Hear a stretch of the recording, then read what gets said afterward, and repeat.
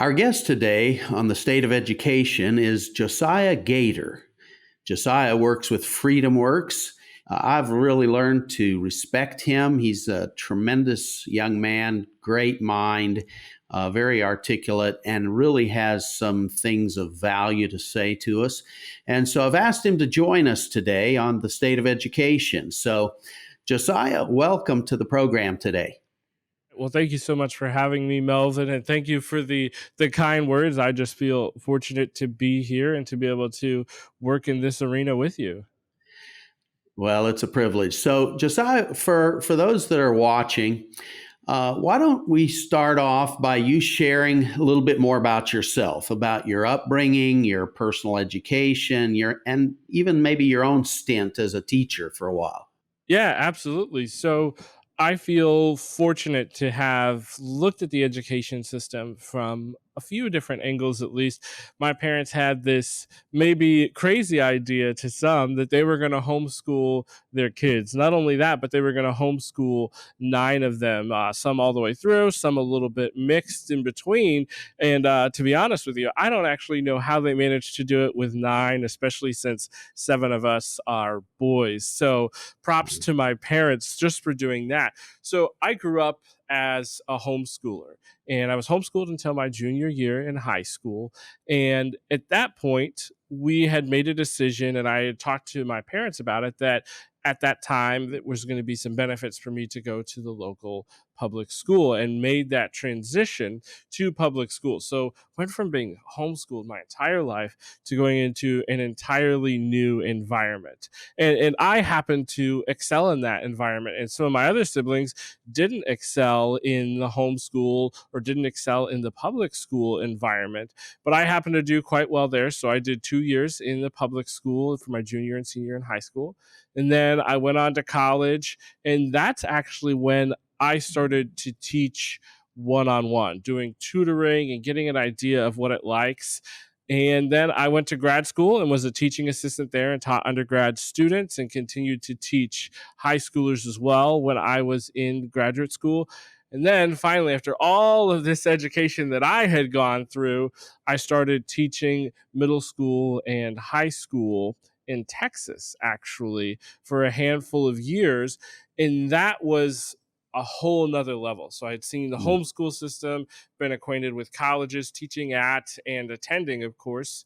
And then I had been teaching part time and doing a lot of tutoring, but then really stepped into the public school system as a teacher for a handful of years and was able to take away what I hope is a lot of information about how we can improve what's going well and why different opportunities might work better for different students. So that's the quick overview, and happy to talk about any of those, but that's a little bit of my journey into some of those parts. Super. Well, I appreciate you sharing that because everybody's story is a little different, and understanding a person's background, what they've experienced for themselves, certainly helps bring perspective into everything. Now, if I remember correctly, you were raised in Colorado. Is that where you were homeschooled? Is that where you went to junior, senior, and maybe even college? Tell us about that.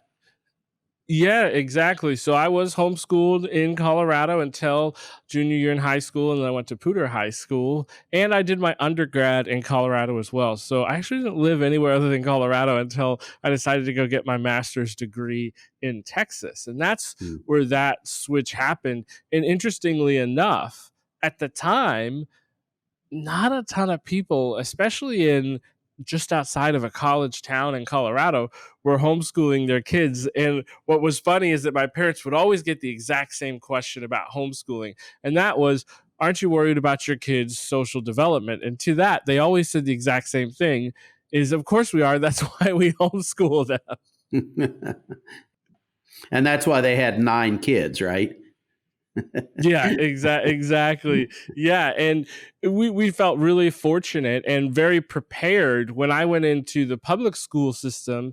I think there were two things that happened is I got a lot of very good teachers my first year. And the good news is there's great teachers all over the country. I was just particularly blessed my first year. So Hmm. I went into it with high energy, very high skilled teachers in public school, but also my parents had set me up for success. So I really thought that public school was going to be pretty hard. I thought I was going to get C's and D's. There were some areas where I had to take courses and catch up. But honestly, I was able to achieve all A's with what I thought was relatively simple amount of work. And so I attribute that and many other things in my life to the foundation that happened partially and mostly because I was homeschooled and had that opportunity prior in life. Mm-hmm. So you're a relatively young man, but let's just say in the last decade or so, what are some of the kinds of changes that you have seen in education? Sure. So maybe I'll tie this into a little bit of my story first and then talk a little bit more about politics and policy. One of the things I noticed, and I distinctly remember, and I don't know why this young kid had this thought in his head, but maybe several months into being in the public school, in the high school, I thought to myself, wow, it's really hard for these teachers to parent. And the real question that I came away with is what is the balance for society of how teachers parent versus teach, and where are we at with that? So what should it be and where are we at? Mm-hmm. And that was actually, I think, hopefully an astute observation for a high schooler. Maybe not, maybe everybody else was thinking the same thing, but when you spend so much time in that school system, it can be hard to draw that line. And Right. so I'll start off by saying that's one of the things that I think has shifted over time, in potentially not in a good way. And we're starting to see a lot of that come to light over the last 18 years where people were saying, wow, okay, we need to make sure that we're parenting our kids or the line is too far. Teachers are being expected to parent when they should really just be able to focus on subject matter expertise. And the important thing here is that it's not fair to ask these teachers to try to parent either. So that's one of the things that we've moved and that I've seen through my experience and that I've thought about ever since that day in high school throughout all these items and these phases that I just talked about that I was involved in. The other, when we look at my lifetime in education, we really have two events. Those are Common Core and then COVID, if you will. Common Core was the last big shift that we had in an effort and an ability to try to push for education reform. And then we had, with COVID, all of the opportunities to promote parents' rights, to promote curriculum transparency, to promote educational freedom. But those are way, way, way bigger than Common Core by a factor of 2 to 3, probably. The opportunities and the changes being made are so much better. So what I had been seeing was a lot of shift towards government schools taking over more and more of what's colloquially say parenting, or loosely say parenting for the students. But now we've been presented with this opportunity, the biggest one in my life for sure, and it's not particularly close, to reverse that, to make Yeah. sure that we're equipping educators, we're equipping parents, and that students have the freedoms, that parents have the transparency and the rights to be able to be the best educators for their students.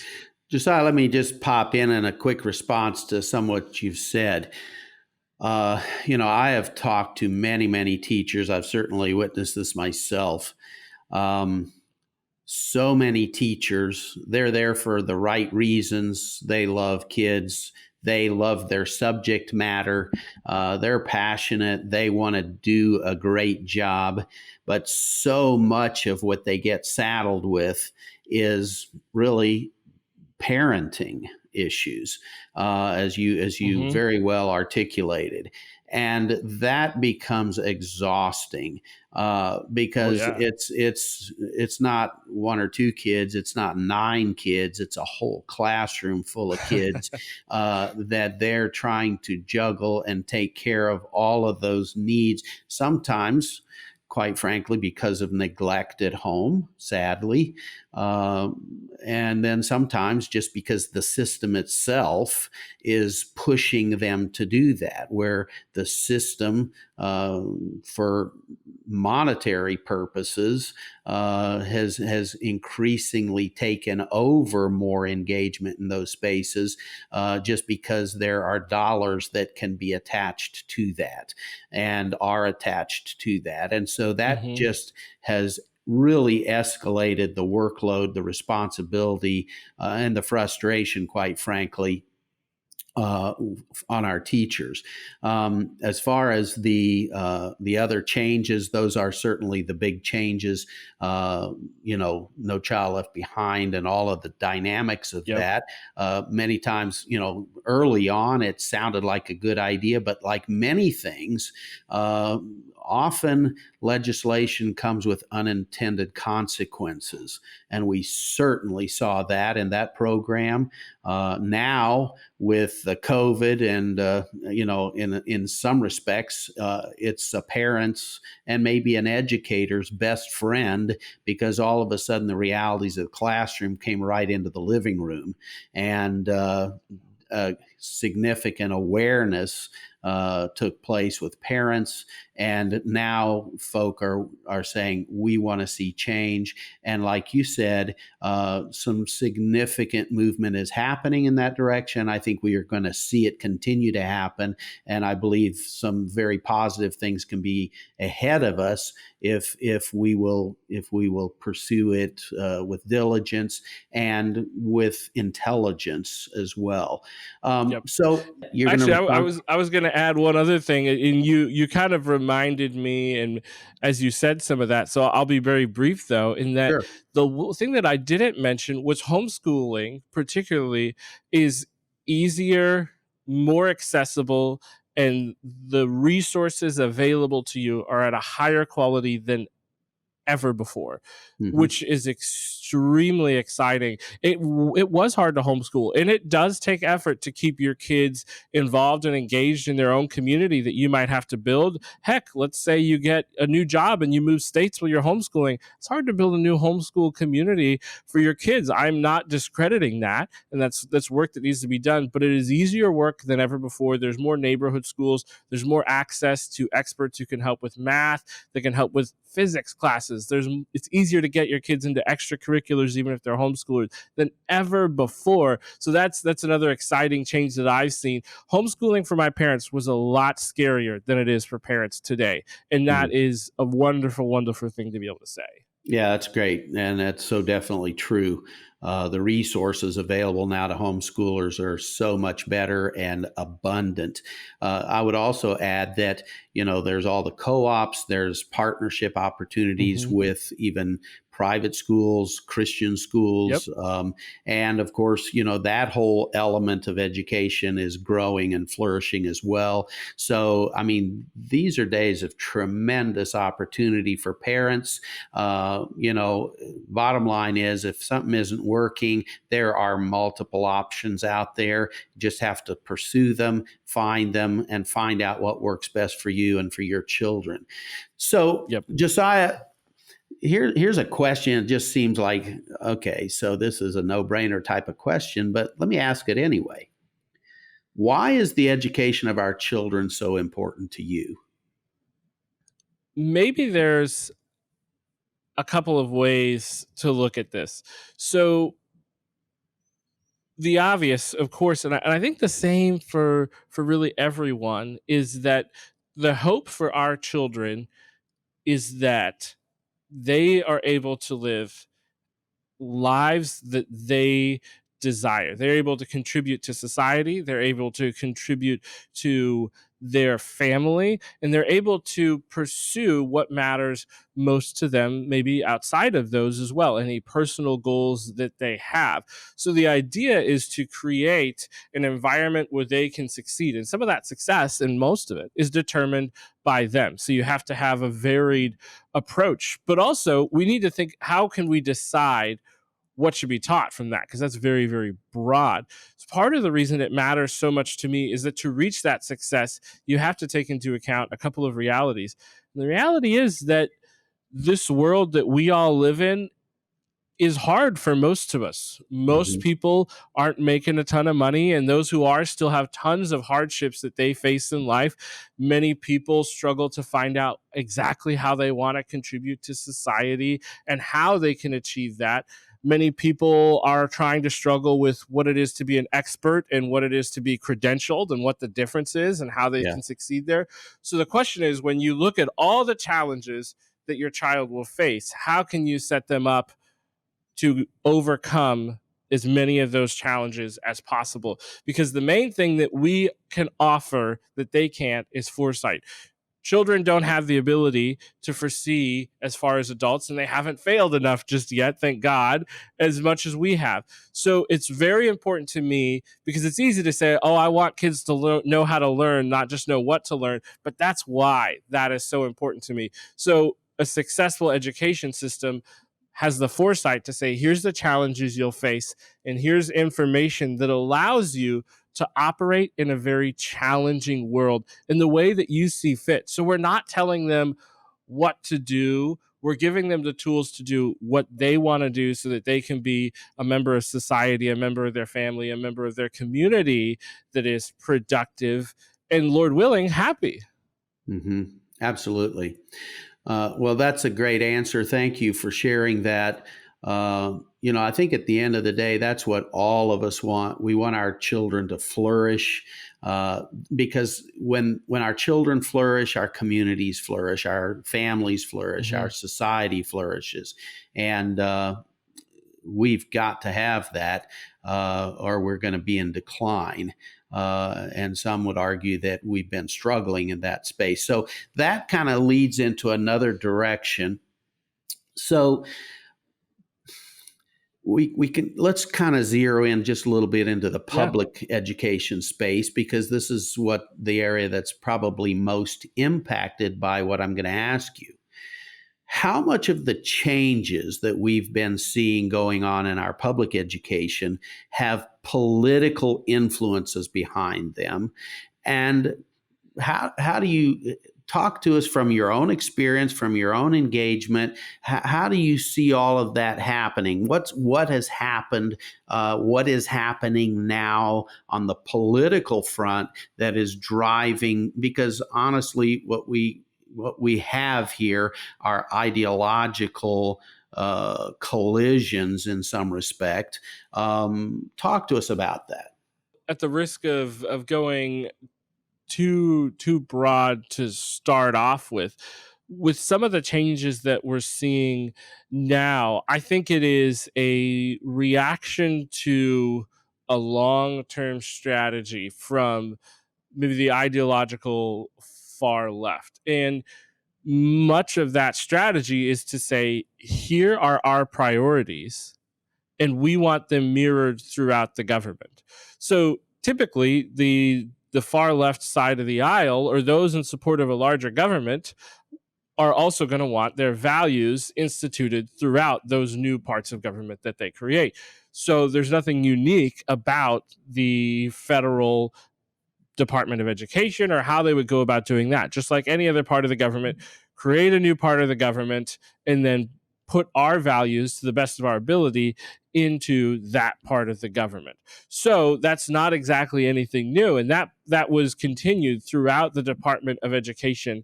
And so what we're seeing today, to really zero in quickly, are things like critical theories, whether it be race or critical gender theory. We're seeing a lack of transparency. We're seeing a commitment to allies of particular parties, like unions or associations, and coordinations between them and specific parties.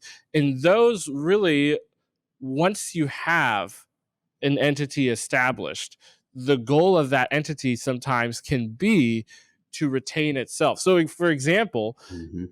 when you have a budget in most parts of government, but especially in several schools, if you haven't spent your whole budget at the end of the year, not many people go back and say, hey, we didn't spend our whole budget, because then they won't get as much money the next year. So they go and spend all their money at the very end of the year. They order 30, 40, 50, maybe way more, $1,000 worth of equipment to make sure that they always spend their entire budget so that they can ask for more the next year. So oftentimes the goal is to retain itself. And that's oftentimes the goal of unions. That's oftentimes the goal of many government bodies. So a lot of that does come from a political place, because they build a part of government and then they try to maintain it and insert their values. Now, in all fairness, yeah, I think, both sides of the political aisle do this. It's just the nature Yeah, of government, right? It's the nature of government. correct. I think what is perhaps the most impacting here is it's the left, the far left, have been very intentional about having dominance and having control over our educational system. And this has been for years. And so little by little, systematically, they have inserted themselves, put their Yep. people in place, and so forth, until it has become a well-oiled machine that accomplishes their goals. And so I think what's happened is then that influence starts to permeate back out into the broader culture, because we are what we think. We typically think as we are taught. And so when generations of people are taught in a particular way, new ideas are brought in, and they're being introduced to new values and so forth. And that's how you see culture shifting. And I think, that's just the natural political process.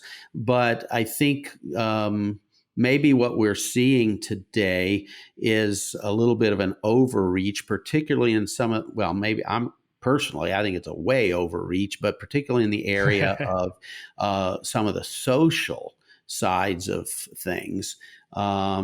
And so what we're seeing now is reaction from parents and others that are saying, wait a second, look, it's okay for you to educate my kid, but my kid is not going to be a laboratory animal that you're going to experiment Mm-hmm. on in these ways. And maybe that's an overstatement of how people are thinking, but I think a lot of parents are starting to think in that way. And that's how we're starting to see some of the pushback against some of the things that have been very, without even a lot of people in broader society knowing it. It's been gradually worked into the curriculum, into the system. And some of us have known this for a long time, but now all of a sudden, the blinders were pulled back when the classroom came to the living room, and people have been Yep. startled